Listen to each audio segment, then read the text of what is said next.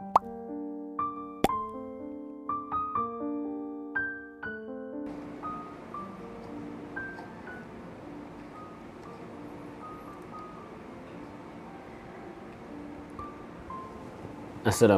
warahmatullahi wabarakatuh. Apa khabar semua? Pagi ni kita nak sambung lagi pembelajaran kita dalam bidang akidah pula, bidang adab. Tajuk hargai alam. Tajuk apa? Hargailah alam. Kalau ada buku teks, boleh buka buku teks, muka surat 183. Surat berapa? 183. Okey, tengok ni. Alam sekitar ialah semua sumber alam ciptaan Allah, seperti sungai, lautan, tumbuh-tumbuhan, udara dan sebagainya. Semua sumber alam ini perlu dipelihara supaya keharmonian hidup manusia sentiasa terpelihara. Jadi kita nak faham apa alam yang nak kita jaga ni. Alam ni segala yang Allah Ta'ala ciptakan.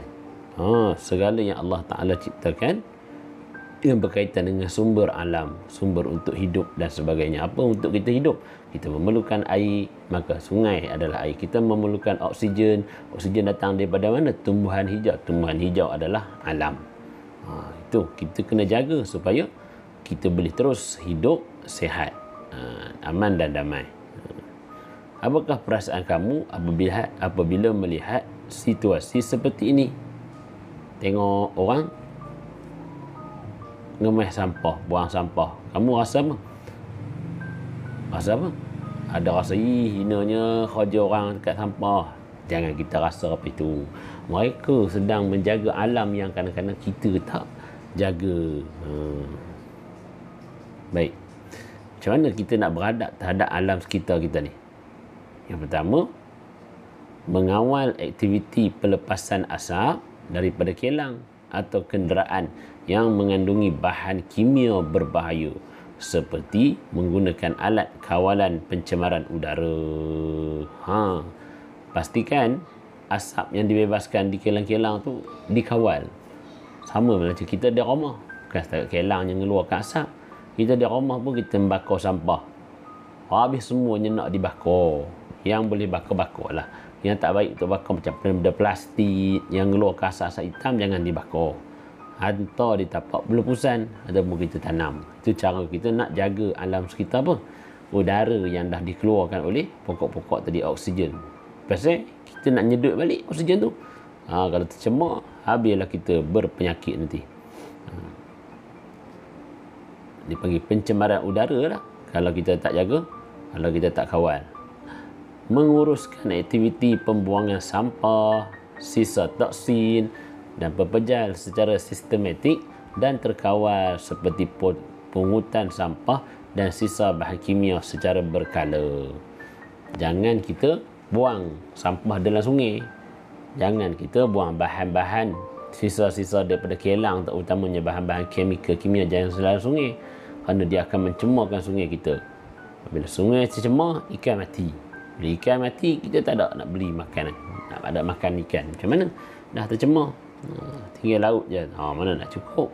Sungai pun kita kena ada, ataupun kita kena jaga supaya ekosistem dia cantik. Bayangkan kalau sungai Kuala Kangsar tu tercemar, macam cantik tak?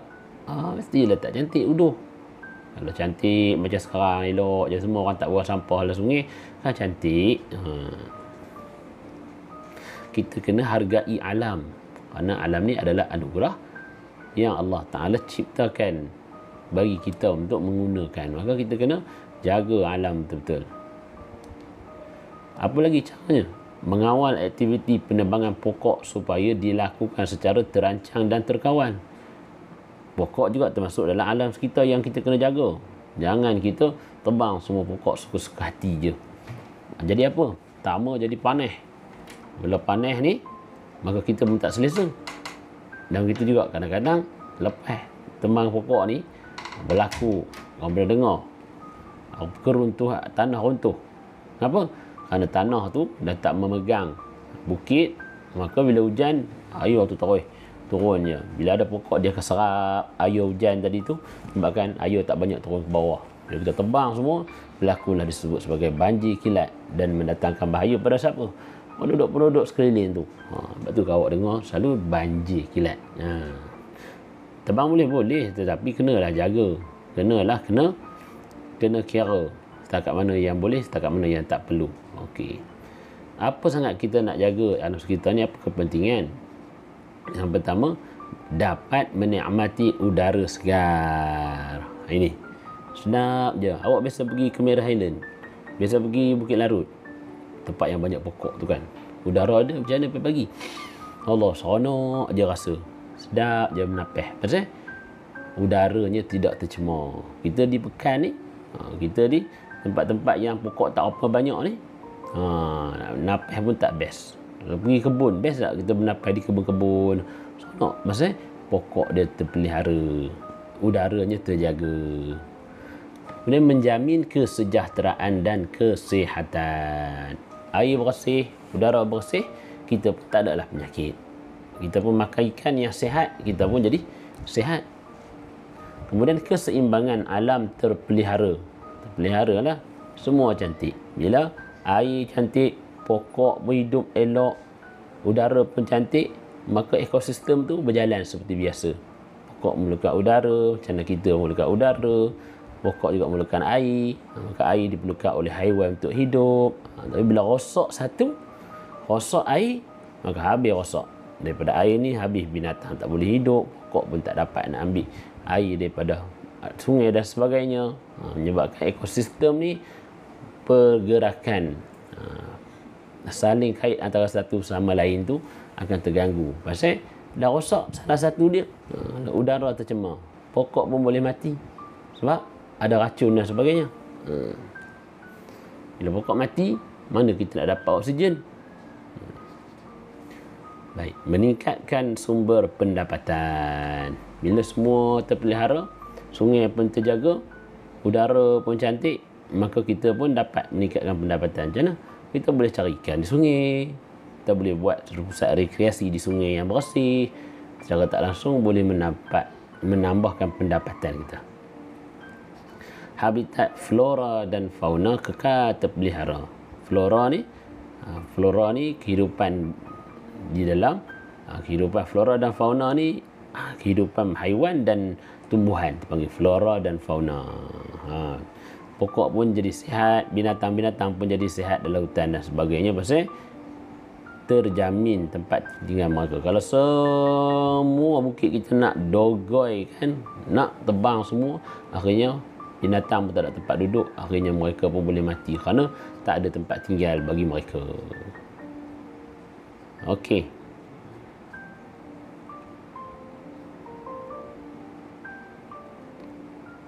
Akibat mengabaikan adab terhadap alam sekitar. Kita tengok. Tengok nombor 4 ni ya. Masalah akan terjadi. Yang pertama, ketidakstabilan alam. Ketidakstabilan alam. Apa maksud ketidakstabilan alam ni? Macam Ustaz cerita tadi, habis pokok-pokok tebang, hujan pun jadi jadi banjir kilat. Kenapa? Ketidakstabilan alam. Air yang diturunkan untuk masuk ke sungai, maka tak masuk sungai dengan baik. Sebab apa? Laluannya tak ada dan sebagainya. Kenapa kita yang merosakkan? Pencemaran udara. Ialah banyak sangat asap, banyak sangat pembakaran terbuka, pencemaran air, semua orang tak jaga sungai, semua orang buang sampah dalam sungai, patut buang di tempat yang disediakan untuk dilupuskan di tempat yang sepatutnya. Kepupusan habitat dan hidupan. Habis pokok-pokok pun banyak yang dah pupus, haiwan apatah lagi. Pasal apa? Mereka dah tak ada tempat tinggal. Orang pun dah tak kenal dah pokok periuk kera. Saya dengar periuk kera, dengar je kan. Pasal pokok tu dah jarang jumpa, pasal habitat dia dah habis, dia dimusnahkan. Orang buat lemang periuk kera. Pendapatan penduduk terjejas. Udah ikan udah mati, yang udah kotor, maka orang pun tak boleh cari sumber pendapatan yang baik. Kemudian hakisan tanah, ni Ustaz cerita tadi, maka berlakulah hakisan tanah. Sebab apa? Ekosistem kita tak terpelihara, bukit kita tak boleh nampung air, dan akhirnya jadilah hakisan tanah dan banjir kilat. Apa Allah Ta'ala kata? وَلَا تُفْسِدُوا فِي الْأَرْضِ بَعْدَ إِصْلَاحِهَا. Maksudnya, dan janganlah kamu berbuat kerosakan di bumi sesudah Allah menyediakan segala yang membawa kebaikan padanya. Siapa yang sediakan? Allah yang sediakan alam sekitar. Siapa yang merosakkan? Manusia lah, tangan-tangan manusia ni. Maka Tuhan kata, jangan kamu rosakkan. Maksudnya jangan apa? Jangan kita musnahkan ekosistem alam sekitar kita.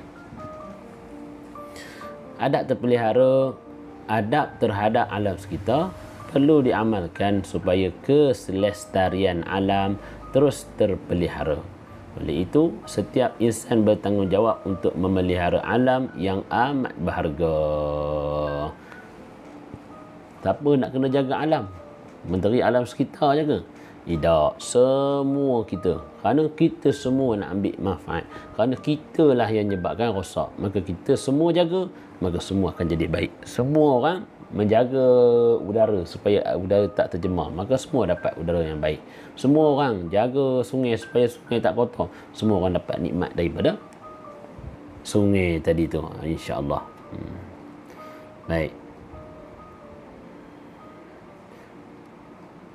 Wallahu alam. Takat itu dulu, insya-Allah akan datang kita sambung lagi kelas-kelas. Allah Subhanahu wa taala a'lam. Ingat, jaga alam sekitar. Assalamualaikum warahmatullahi wabarakatuh.